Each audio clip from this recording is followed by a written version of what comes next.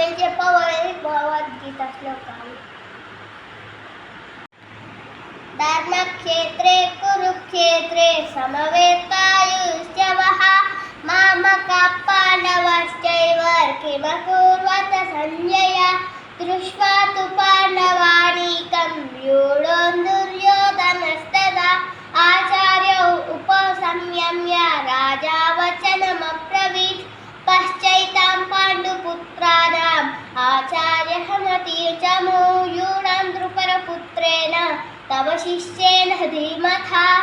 విద్యా వినయ సంపన్నే బ్రాహ్మణే కవిహస్తిని శుని చేవ స్వపాకే చ పండితాః సమదర్శినః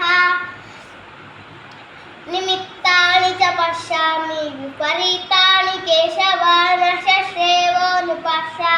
హత్వా స్వజనమాహవే బ్రహ్మార్పణం బ్రహ్మ హవిః బ్రహ్మజ్ఞో బ్రహ్మణాహుతం బ్రహ్మ హైవతేన గంతవ్యం బ్రహ్మ కర్మ సమాధినా